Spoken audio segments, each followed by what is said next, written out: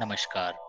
ज्योतिष, कुंडली इत्यादि संबंधित किसी भी परामर्श के लिए दिए गए नंबर पर कॉल करें।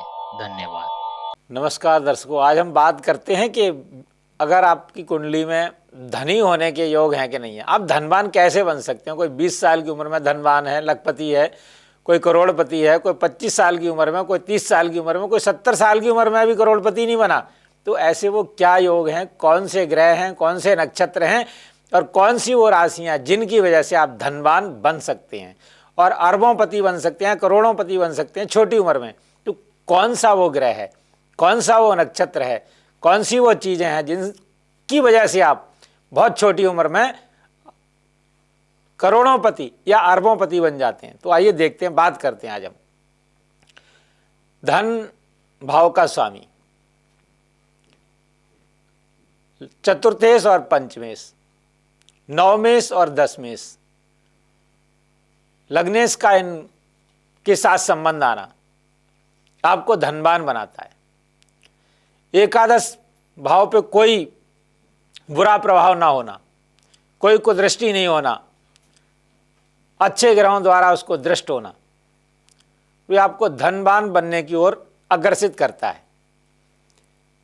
द्वितीय भाव आपको आपकी वाणी के साथ साथ जो आपकी पैतृक संपत्ति उसके बारे में बताता है कि आपके जन्म के साथ आपको कितना धन आपको अपने परिवार से, अपने पूर्वजों से विरासत में मिलेगा। और बाकी उसके बाद में लक्ष्मी और विष्णु स्थान में अच्छे ग्रहों की स्थिति आपको अरबोंपति खरबोंपति बनाने के लिए अग्रसर रहती है। नवमेश दसमेश कर्म के द्वारा बनोगे या आपको भाग्य से मिलेगा, ये भी देखने की बात होती है। तो नवम भाव और दसम भाव दर्शाता है कि आप अपने द्वारा श्रम करके धनवान बनेंगे, और पंचम और नवम बताता है कुछ ऊपर वाले की कृपा भी रहेगी कि नहीं रहेगी। अगर ऐसा है तो हम वो देखते हैं। अगर आपको जानना चाहते हैं, आपको जानना चाहिए अपने जीवन में कि आप धनवान कितने धनवान बन सकते हैं, कहाँ तक धन कमा सकते हैं, किस सीमा तक आप जा सकते हैं, तो आपको इन सब चीज़ों के साथ साथ हिंदू लग्न का भी अवलोकन करना चाहिए। अगर आप ये जानना चाहते हैं कि मेरे जीवन में मैं कितना धन कमाऊंगा, कहाँ तक पहुँचूंगा, तो आप धन भाव को, धनेश को, चतुर्थेश को, पंचमेश को, नवम भाव को, दसम भाव को, नवमेश को, दसमेश को, एकादश भाव और एकादशेश को, इनको देखेंगे। और साथ साथ आप हिंदू लग्न को भी देखेंगे कि हिंदू लग्न कहाँ बैठता है आपकी कुंडली में और हिंदू लग्नेश कहाँ बैठता है आपकी कुंडली में। तो आपको स्वतः ही पता लग जाएगा कि आप कितने धनवान बनेंगे और किस सीमा तक आपके पास धन होगा। सबसे बड़ी बात क्या है कि धनवान होना कोई बड़ी बात नहीं है, पर किस सीमा तक, किस मात्रा में आपके पास धन होगा, यह आपकी कुंडली के ग्रह बताएंगे। जैसे सूर्य मंगल योग है, चंद्र मंगल योग है, सूर्य बुध योग है, गज केसरी योग है, सस योग है, रूचक योग है, महापंचपुरुष जो योग हैं, उनमें से कौन सा योग आपकी कुंडली में आपको कब फल देने के लिए फलदायी होगा। क्योंकि कर्म के 3 सिद्धांत बताए जाते हैं। आपको जो मिला है वो सब प्रारब्ध है और संचित कर्म और क्रियमाण कर्म, जब तीनों कर्म इकट्ठे होते हैं तो वो आपको फल देने के लिए बाध्य होते हैं।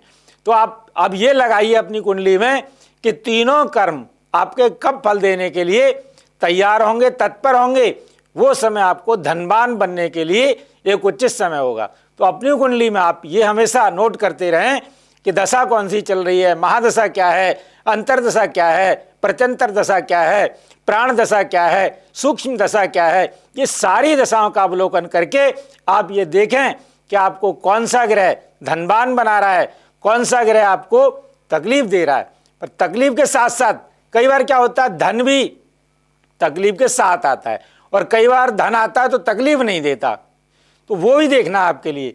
आपकी कुंडली में सारे योग हैं, पर आपको देखना यह है कि कौन सा ग्रह आपको धनवान बना रहा है और किस सीमा तक, किस लेवल तक वो आपको लेके जाएगा।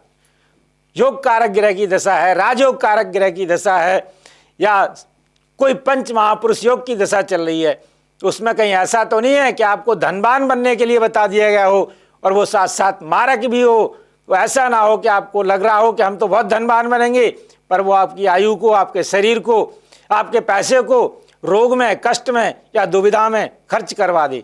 वो भी साथ साथ देखना जरूरी है। तो यदि आप जानना चाहते हैं कि मैं धनवान बनूंगा तो किस सीमा तक मेरे पास धन होगा, किस मात्रा का, किस लेवल का मैं धनी रहूंगा, तो वह आपकी कुंडली में पंच महापुरुष योग बताएगा।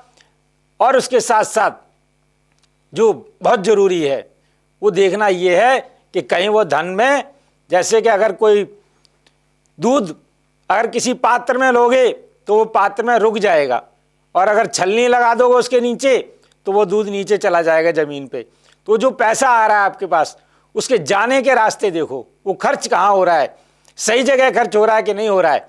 अगर वो गलत जगह खर्च हो रहा है या गलत तरीके से आ रहा है तो आपके बाकी धन को भी ले डूबेगा।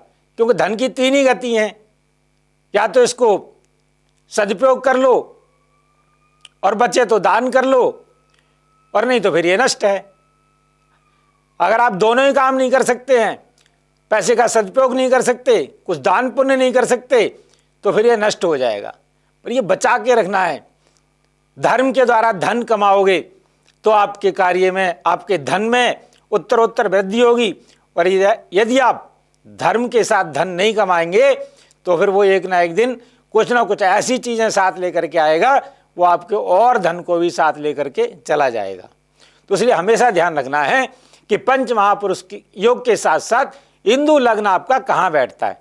अगर वो अच्छे स्थानों में बैठता है, स्व स्थानों में बैठता है, मित्र स्थानों में बैठता है इंदु लग्न और इंदु लग्नेश, तो आपको धनवान बनाएगा और महाधनवान बनाएगा।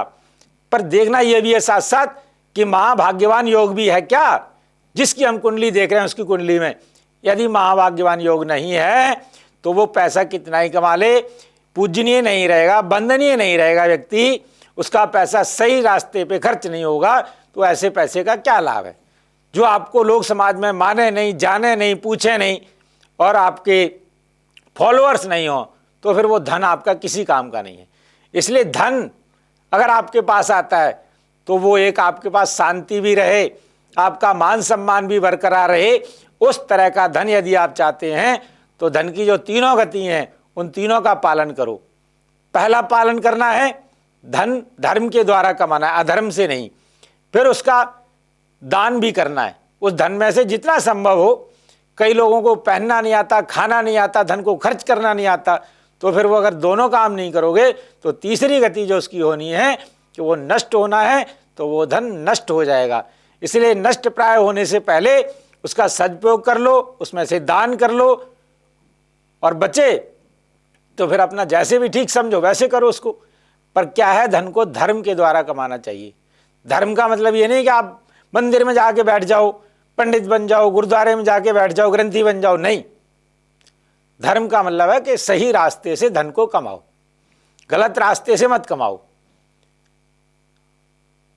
तो यदि आप इस तरह से धन को कमाएंगे, धन का अर्जन करेंगे, तो वो धन आपके जीवन में उत्तरोत्तर वृद्धि लाएगा, सुख लाएगा, समृद्धि लाएगा। और यदि आप गलत तरीके से कमाएंगे, उसमें से कुछ दान नहीं करेंगे, तो फिर वो कहीं ना कहीं और धन को भी लेकर के, जो आपने पहले से जोड़ रखा है उसको भी लेकर के उड़ जाएगा। तो फिर वो क्या होगा, नष्ट हो जाएगा। कोई आपको बहका लेगा, कहेगा नहीं मैं तो आपको ये चीज दे रहा हूं बदले में और ये आपको इतने पैसे में दिलाऊंगा, वो आपके पैसे लेके उड़ जाएगा। हो सकता है वो बाद में आप पे कोर्ट केस भी कर दे, कोर्ट के द्वारा कोई केस चला दे आपके ऊपर कि इन्होंने मेरे से धन लिया था, मेरे पैसे लिए थे और ये वापस नहीं दे रहे, और आपको वो चीज भी ना दे और पैसे भी ले ले। तो ऐसे लोग भी हैं। उन सबसे बचने के लिए एकमात्र यही एक उपाय है कि आप सबसे पहले ये देखें कि धन को हम सही तरीके से कमा रहे हैं कि नहीं। अगर वो नहीं है तो उसमें अपना रास्ता चुनिए, उस कमाए हुए धन में से कुछ दान कीजिए ताकि वो धन शुद्धता को प्राप्त होता रहे। अगर आपने ये सब कर लिया तो आपके जीवन में सुख, समृद्धि, वैभव आने से कोई नहीं रोक सकता। देखो, दो चीजें बताई गई हैं। धन तो कोई भी प्राप्त कर सकता है, जो मेहनत करेगा धन तो आएगा, कितना आएगा वो अलग बात है, पर श्री आपकी मेहनत से नहीं मिल सकती, आपको आपके पूर्व पुण्यों से मिल सकती है। आपके जो पूर्व पुण्य हैं, पुण्य कर्म नहीं होंगे तो आपको श्री नहीं मिलेगी।